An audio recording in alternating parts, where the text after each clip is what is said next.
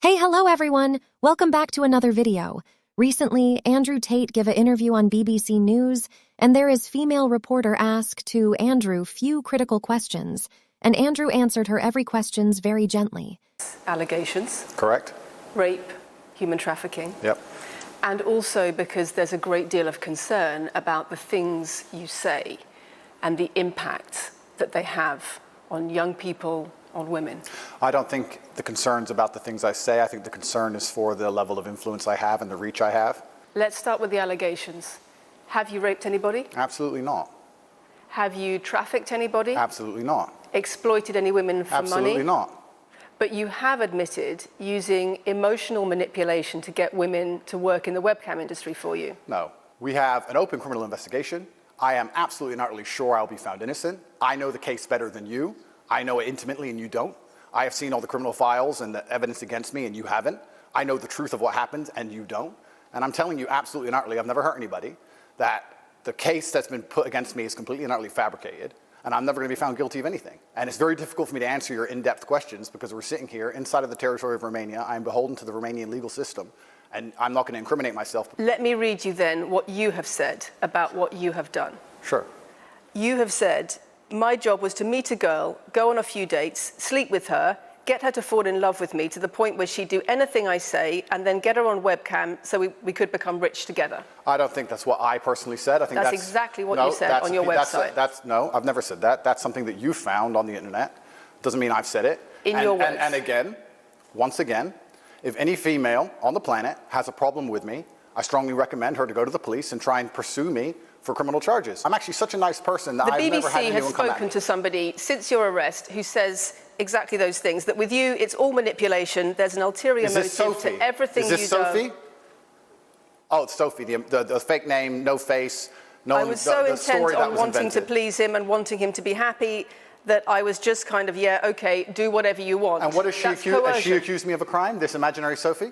She's making the point that there is Has she accused me of a crime? Emotional or psychological manipulation. I've asked you a question, and I've allowed you into my house. I'm asking you a question. Correct, but you're not the boss here, because I've allowed you into my house. I'm asking you the questions. Correctly, and I'm telling you. You get to decide the answers. No, we're equal here. I've allowed you into my house. You don't come here with a position of authority.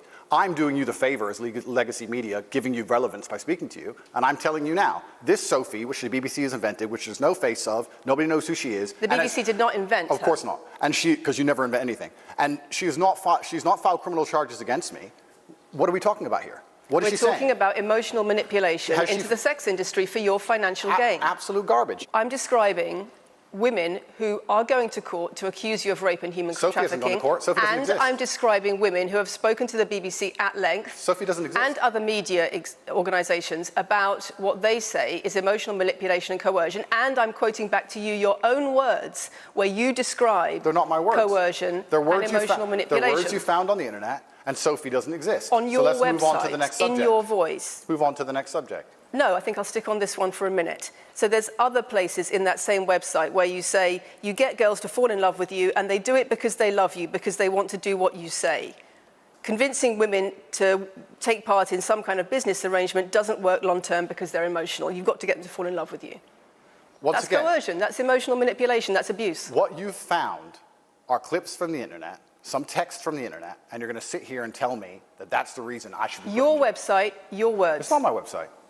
Yes, it is. No, it's not. Check my website. Next. It's the website you've taken down, and I wonder why those comments have been taken down. No website's been taken down. My website is the same, and it's been the same for a very long time. You are accusing me, I'm guessing, what you're trying to say is you're accusing me, and you're trying to say that I'm guilty of the things I'm accused of, and that I'm emotionally manipulating people. I'm saying that you have said you emotionally manipulated people here for your own financial gain. No, absolutely not. It's not only about the criminal allegations. It's a much bigger issue. You've got children's organisations in the UK, you've got rape organisations in the UK, you've got the police naming you by name as someone who has a harmful influence on children and on women in the UK and elsewhere because of the things you say, because of the way you present gender relations, the way you say men should treat women. That's very upsetting. And the reason that's very upsetting is because I know that's not true. I'm genuinely a good person. I believe my impact on the world is positive. The reason we're asking you about these comments is because we've got the chief executive of Rape Crisis naming you individually as spreading a dangerous ideology of misogynistic rape culture. Absolute. It's the comments you make that are leading people to say things like this. Absolute garbage. National organizations who are saying that are blaming you for increasing levels of misogyny. Schools that are saying they are having increased incidents of girls being attacked, of female teachers being harassed. If that was by true, pupils because of you and your teaching and your influence. That's absolute garbage. I have never, ever encouraged a student to attack a teacher, male or female, ever. I preach hard work, discipline. I'm an athlete. I preach anti-drug. I preach religion. I preach no alcohol. I preach no knife crime. Every single problem with modern society, I'm against. But I'm teaching young men to be disciplined, to be diligent, to listen, to train, to work hard, to be exactly like me. And I'm saying that if men grew up like me, which are hardworking and diligent and some emotional control and stoic, we're going to have a better society, not a worse society. To sit here and say that schools in England, which is a failing nation, which has knife crime going through the roof, violence going through the roof, men's mental health going through the roof, and they're going to all blame me because I appeared on the internet 1 year ago. You sell an image of success. Disingenuous. It's disingenuous. You sell an image of financial success with a Bugatti and a cigar, but it comes with a side order of misogyny. How does having a Bugatti and a cigar come with a misogyny?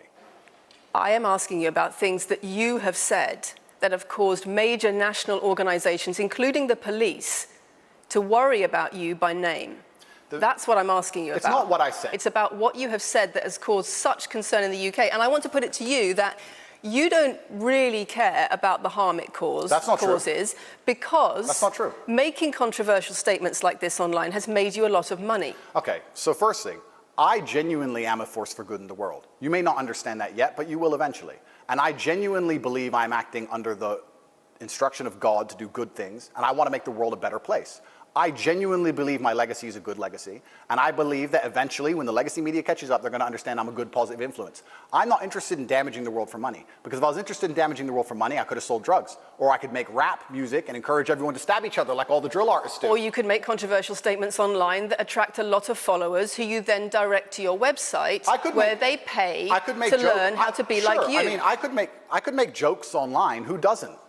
I mean, I could make a joke online. Are you saying that all the controversial things you've said are jokes? No, I'm saying that these organizations and the BBC who are going to sit here and pretend that I am the face of damaging the youth is absolutely garbage. It's completely disingenuous. It makes you money. And the reason, in fact, I've seen thousands and thousands of comments and have endless emails from women praising praising the fact that their sons are listening to me. Does it not worry you? The fact that the things I'm saying, does it not worry you? It would worry. You're not concerned about your influence? It would worry me if I was genuinely damaging the world. But for you to sit here and say, Andrew, you've become the most Googled man in the world, you have billions of views, and one woman, is now saying that her husband is not the same man she wants him to be, when thousands and thousands of people are saying the opposite, well, then I would say I've presented you with case after case after case, with quote after quote after quote of people who are genuinely concerned about the impact you're having, and you brush it off as if it's nothing. No, what you have done is come here with an agenda, you've come here with loaded questions, you've come here with things taken out of context, you come here with things that you don't understand are satirical, and then you're going to also sit and say that one woman said that her boyfriend changed when he watched one of your videos.